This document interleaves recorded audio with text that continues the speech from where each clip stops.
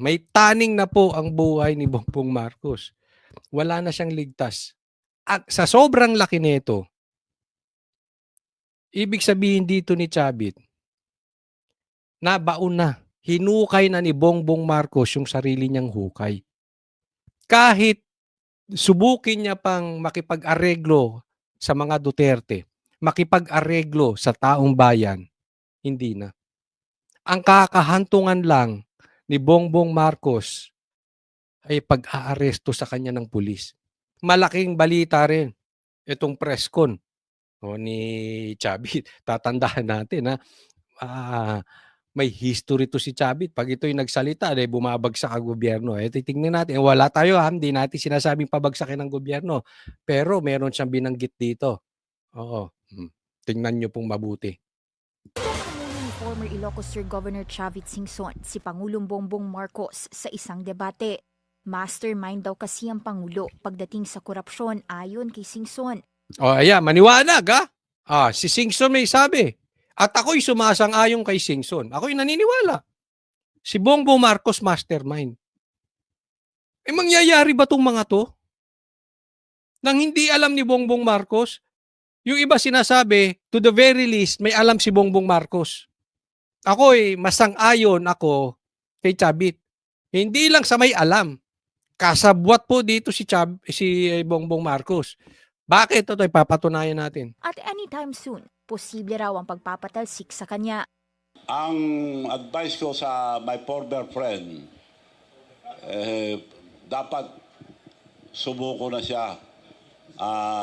Mas maganda kung sumuko sa pulis o sa military. Wala kang ligtas dito. Hindi ka makakaligtas. Ang laki yung ginawa yung kalukuhan. Yeah. Malupit tong binanggit niya. Oo, tinaningan. Not even yung mapatalsik si Bongbong Marcos. Ito po sinasabi ni Chavit. Hindi lang pagpapatalsik kay Bongbong Marcos. Bagkus, may taning na. May taning na ang buhay ni Bongbong Marcos.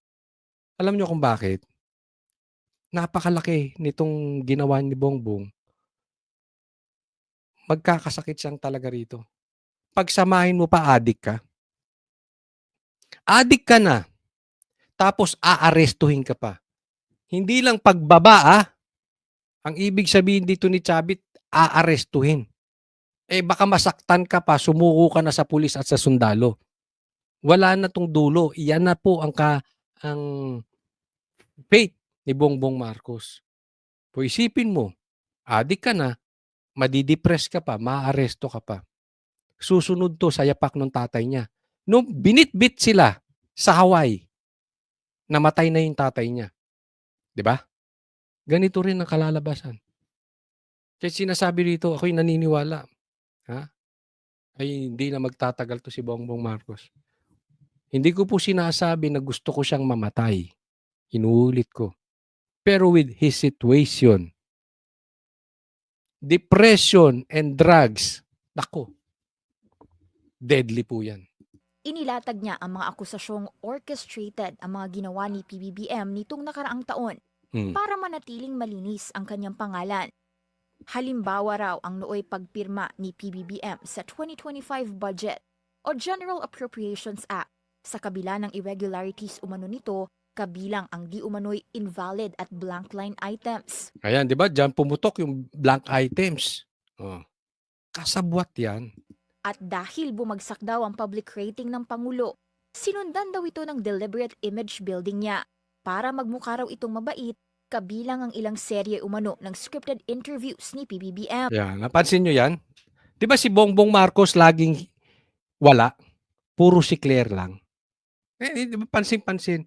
Ito, very obvious. Nung pagbagsak ng rating na, bigla siyang labas ng labas. Ang problema, scripted naman. Controlled environment. Bakla pa rin. Bakla itong mama na ito. Duwag ito.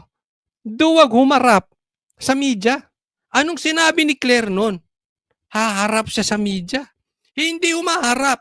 Haharap lang, pipili ng isa i-interviewin. Hindi ganoon. Ang layo nito kay PRRD. Si PRRD inaharap ang tao. Consistently inaharap ang tao, ini-interview. Hindi siya nagtatago sa palda ng babae. Hindi nagtatago sa palda ng tagapagsalita. Siya mismo. Pero kita nyo, ang inaayos ni Bongbong Marcos, imahe. Hindi na po maniniwala ang tao sa ganyan. Kaya nga sabi ko, kusang babagsak to itong gobyerno ni Bongbong Marcos eh. Tatandaan nyo, pag sagad na, wala nang tiwala ang taong bayan. Kahit anong sabihin ni Bongbong Marcos, magko-collapse ang gobyerno ng kusa. Dahil kahit tahimik ang sundalo, kahit tahimik ang pulis, pag nawalan na ang taong bayan ng tiwala sa liderato, babagsak ang ekonomiya. Even yung mga pulis at sundalo, pamilya nila magugutom na. Babagsak. Maniwala po kayo, babagsak ang ekonomiya natin. Yun lang ang masakit. Bago bumagsak yung gobyerno ni Bongbong Marcos, sad-sad na po tayo. Pero mangyayari at mangyayari yan. Dahil nakikita natin wala nang tiwala ang taong bayan. Wala nang investor. Yung dollar, pataas na naman. Bumaba lang saglit, napansin ninyo kasi December, pumapasok yung remittance nyo mga OFW. Pero back to normal na tayo. Ano mangyayari? Tingnan nyo. First Monday, unang pasok pa lang, bulusok na naman, taas na naman ng dolyar. Problema yan. Babagsak talaga ekonomiya natin. Unahan lang yan. Mamamatay ang taong bayan. O ito unang mamamatay. Makukukunin ito eh. O hindi po tayo nagbibintang ha. Pero tatandaan natin. Makapangyarihan din ng Panginoon. Hindi niya na mahahayaang maubos ang Pilipino dahil sa pagnanakaw ng mga animal na to. Si Singson, na dating presidential friend at advisor, tila inilaglag ang Pangulo dahil noong 2024 SONA raw nito, ifinlex nito ang 5,500 flood control projects ng administrasyon at kalaunay ibinintang sa climate change at improper waste disposal ang pagbaha sa iba't ibang bahagi ng bansa. Pero nang pumutok daw ang flood control scandal sa 2025, hindi naman daw idinawit ni PBBM ang di umano'y tunay na sangkot. Binanggit. Ito sinasabi ni Chavit, no? Pinagmalaki niya yung flood control. Tapos, nung siningil siya ng nature, ng bagyo, nagbaha, yung punot dulo ng problema na si Tambaloslos, yung kanyang pinsan, hindi naman niya kinastigo. Hindi naghahanap talaga ng solusyon si Bongbong Marcos. Or hindi niya talaga mahanap ang solusyon kasi kasabwat siya. Anong punto ko rito, mga kababayan? Yung sinasabi kong pagbagsak ng tiwala. Kahit anong pangakong gawin ni Bongbong Marcos, isipin mo pinagmalaki mo yung flood control projects. Tapos bumagsak. Tapos hindi mo inaayos ng maayos. Eh di wala talagang tiwala ang taong bayan. Mauuwi tayo sa puro pangako, pero ang Pilipino gutom. Anong kalalabasan? Kahit anong sabihin ni Claire, kahit anong sabihin ni Tito Soto, kahit anong sabihin ng mga Rimulya, ang taong bayan hindi na magtitiwala. Si Martin Romualdez, naimbestigahan ba? Di pa up to now. Dahil pinsambuho niya ito, kasama niya mastermind. They're both mastermind. So up to now, ni investigasyon wala. Humarap na noon si former Speaker Martin Romualdez sa ICI at bahagi siya ng pinakakasuhan sa Ombudsman. Kasunod ng mga aligasyon tungkol sa pagtanggap ng di umano'y kickback sa infra projects. Una nang ibinahagi ni Singson na talamak daw ang tila maanumalyang proyekto sa Ilocos Region, ang balwarte ng pamilya Marcos. May mga paborito raw itong kontratista, pero kapag sinilip ang mga proyekto ay tila ghost o substandard naman. Hindi lang si PBBM ang inatake ni Singson. Si Palace Press Officer at Secretary Castro, dati na raw attack dog ng Pangulo, pero kalaunay inappoint naman bilang USEC. After 13 days lang, yung last na banat niya kay BBM, after 13 days, Claire Castro was appointed USEC of the Presidential Commission Communication Office with a budget of 2.4 billion. Nagbago na. Atakdog pa rin, pero tuta na ni Marcos. Yan. Ay, nako. Si Claire, alam mo, si Claire, siya lang ang nakikinabang. Kasi yung banat ni Claire is not really effective. Lalo pong nasira, sa totoo lang, lalong nasira si Bongbong Marcos. Lumabas po si Bongbong Marcos na duwag. Tapos, anong meron kay Bongbong kung hindi trolls? Kasi si Claire hindi naman umaarting USEC eh. Hindi rin siya umaarting abogado. Ang arte niya troll. So, in short, nakikita nyo ba? Kasi kung effective ang pagtatanggol ni Claire kay Bongbong Marcos, hindi lalagapak ang trust rating ni Bongbong. Lagapak pa rin. So in short, wala ding silbi si Claire. Pero si Claire may kinita. Pwede siya nakinabang. So yung taong bayan, yung pera ng taong bayan na pinambayad kay Claire, nagamit ang taong bayan. Hindi rin nakinabang si Bongbong. Sino lang ang panalo? Si Claire. Panalo yung vlog niya. Pinapanood siya. May sahod pa siya. Malamang may bonus din yan. Pagtanggol mo yung ganyang kahirap. Ano yan? Hero ba? Si Darna ba yan si Claire? Para ipagtanggol niya yung ganyang kahirap ng libre? Ng maliit lang ang bayad? Wag nga tayo.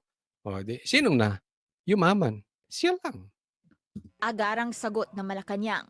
Tila pinipilit na lang daw dumihan ng mga nagawa at plano ng Pangulo. Alam na raw ng taong bayan ang pagkakaiba ng isang totoong makabayan sa isang gusto lang iangat ang bansariling kapakanan. Hindi raw nagpapakabayani si PBBM ayon kay Castro at obligasyon nitong linisin ng gobyerno. Pero dahil marami na raw naaapektuhan sa aksyon ng Pangulo, tila may mga gumagawa na lang daw ng mga kwento para ibagsak siya. Yan ay matapos hindi makinabang at hindi mapagbigyan ng iilan sa kanila. Kaya raw pinipili ng mga ito manira. Una nang isiniwalat ni Singson ang pag-atras sa suporta sa Marcos administration sa kabila ng pagtulong nitong manalo si PBBM sa eleksyon.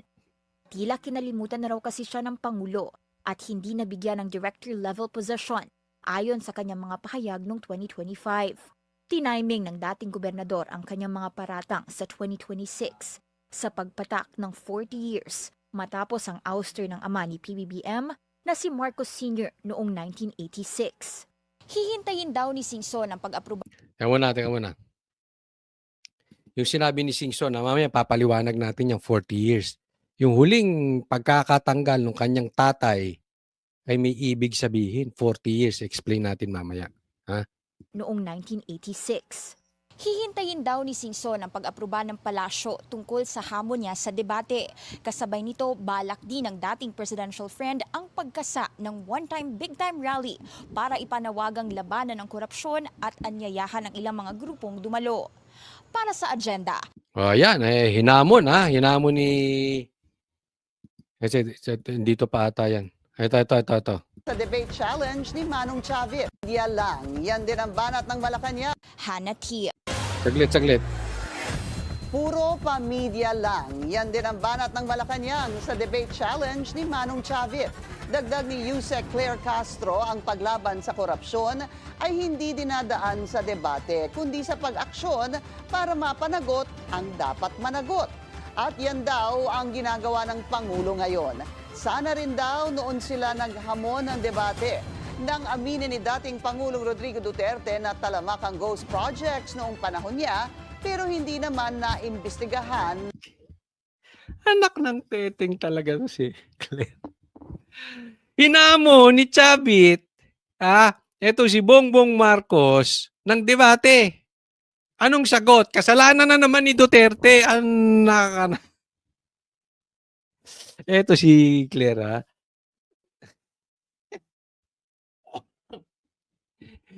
Halatang halata, di ba? Nakarinig na kayong magsalita ang abogado?